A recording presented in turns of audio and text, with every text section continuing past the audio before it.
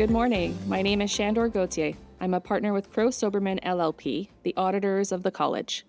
I've been asked to provide an overview of the summary financial statements for the year ended December 31, 2023. The summary financial statements are part of the 2023 annual report and include the report of independent auditors on the summary financial statements, the summary statement of financial position as at December 31, 2023, the summary statement of changes in net assets, and the summary statement of operations and related notes for the year ended December 31, 2023. Comparative figures for the 2022 fiscal year are also included. The report of independent auditors on the summary financial statements describes the responsibilities of the college's management and the responsibilities of the auditors in relation to the summary financial statements presented to you. The beginning of our audit report contains an unqualified opinion, wherein we state, in our opinion, the accompanying summary financial statements are a fair summary of the audited financial statements in accordance with the criteria disclosed in Note 2 to the summary financial statements. The summary statement of financial position lists out the college's assets and liabilities as at December 31, 2023. Total assets at that point in time of approximately $16.5 million consisted of cash of $4.7 million, investments of $10.1 million, equipment, leasehold improvements, computer software, and database implementation costs of $1.4 million, and prepaid expenses and sundry receivables of $259,000. The investments are split out between short-term and long-term. Short-term investments include equities, foreign securities, mutual funds, guaranteed investment certificates, and bonds maturing in 2024.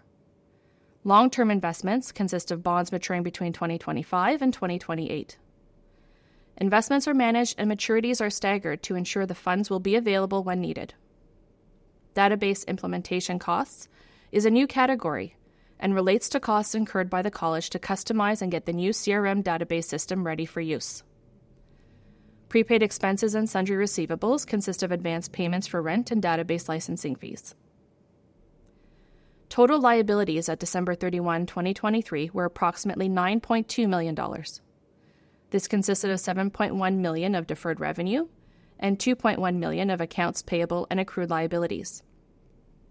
Deferred revenue represents registration and application fees collected in 2023 for the 2024 registration year. This large balance is expected as registration fees for 2024 were due and payable by December 31, 2023. Accounts payable and accrued liabilities relate to services rendered or products received in calendar 2023, but which were not paid for until 2024, and also $1.8 million in estimated costs to investigate and resolve complaints and disciplinary matters. The amount recorded for estimated legal costs to complete existing cases increased $300,000 compared to 2022. Net assets at December 31, 2023 were approximately $7.2 million and were equal to total assets minus total liabilities. This consisted of the amount invested in equipment, leasehold improvements, computer software, and database implementation costs for $1.4 million, and unrestricted net assets, or surplus, of $5.8 million. This surplus is the amount available for the college to use in the future to cover annual operating expenses, replace equipment, leasehold improvements, computer software, and database implementation costs, and to fund future projects to fulfill its mandates as a regulatory college. It's also important for the college to have sufficient funds set aside to finance disciplinary hearings as they arise. The details of the two funds can be seen in the summary statement of changes in net assets. The summary statement of operations lists out the revenue and expenses for the 2023 calendar year.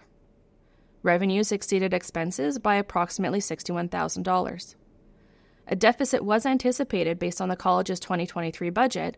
However, a profit was realized for 2023 due to a larger number of new registrants and renewals, and also greater investment income than anticipated as a result of increased interest rates. Council reviews the accumulated surplus balance each year. If they think it is appropriate to reduce the accumulated surplus, they will budget for a deficit by adjusting registration fee rates and/or adjusting timing of projects and related expenditures. Registration fee rates for 2023 were kept at the same rates as 2022.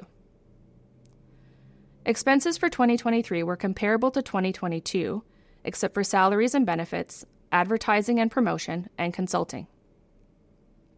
Salaries and benefits is the largest expense and accounted for approximately 53% of total expenditures.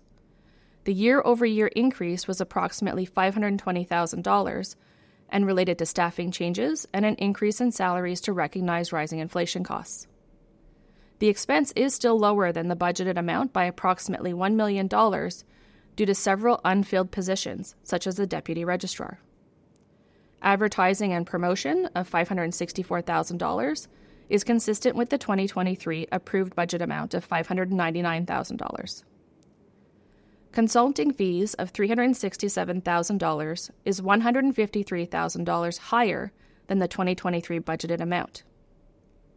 The increase is due to additional external assessments as a result of an increase in applications to the college and the use of an external human resources recruiter team for the registrar and CEO hiring process.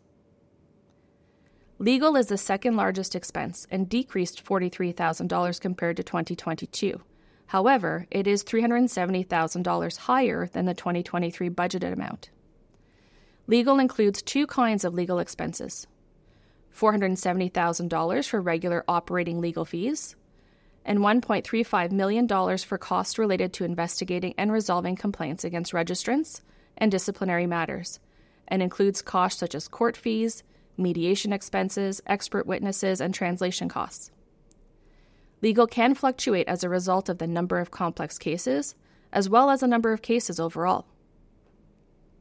Overall, individual expense amounts may vary year over year due to timing of projects, and so comparing expenses to the prior year is not always relevant.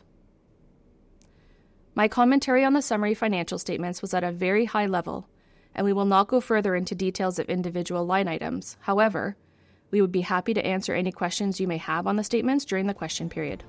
Thank you.